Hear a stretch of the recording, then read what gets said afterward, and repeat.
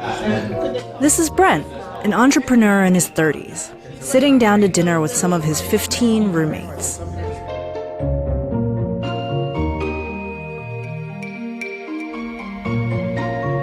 There's like 16 of us here. Most of us are in our 30s. Some people who work in tech, some people who are more artsy, some people who do sort of personal improvement work. The rent in this house, I think, ranges from about $1,100 to $1,800. Everyone's got their own bedroom, and then we have the first floor is a common area with a huge living room, dining room, kitchen, back deck.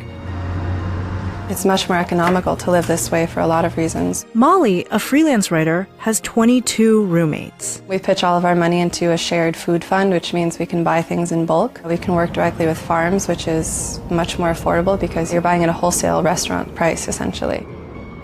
Faced with skyrocketing housing costs, Molly and Brent have turned to co-living, giving up personal space for affordability, flexibility, and community. In San Francisco, the average rent for a one-bedroom apartment is $3,200 a month. Meanwhile, about 40% of renters live with roommates. As millennials and Gen Zers search for more affordable housing options, co-living startups are tapping into this need. Just within our company, we have a wait list that's just under 2,000. We don't market, that is all word of mouth. Ben Provin is the co-founder of Open Door, a co-living startup. Millennials now are taking longer and longer to marry. They're taking longer and longer to buy homes. They have the lowest rate of homeownership of any generation in the US. There's this gap between college and family that's growing. There's something inherently different that co-living brings to this conversation. That's Ryan Fix. He co-founded Pure House Lab, a co-living network. It's kind of like a modern refresh on something that's very, very old. A UN report says about 70% of the world's population will become urban by 2050. That means that we need to be creating a city the size of New York every 2.5 months to meet population increases, and that's certainly not happening. And so we have to look at a new way in which people can live in cities in an affordable way. There's a lot of people here who grew up in the suburbs, and there's something particularly alienating about a suburban childhood. A lot of us are seeking some reconnection and some kind of deeper, intimate family experience.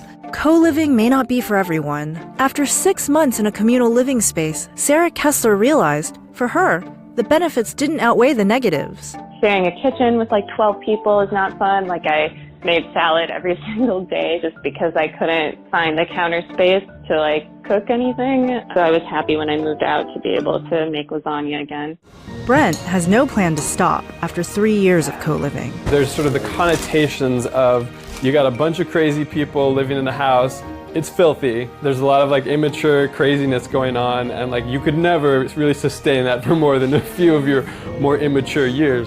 However, when we bring people to this home and they see, they're just like, oh wait, this is available? Like I had no idea. You know, as an adult in your 30s, who you know you kind of have your stuff together, and yet you can live in this way, which is so enriching. So that it's really eye-opening when people come and visit.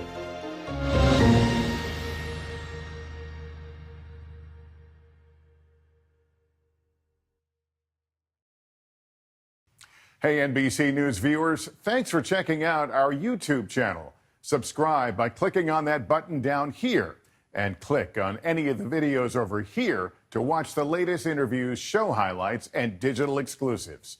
Thanks for watching.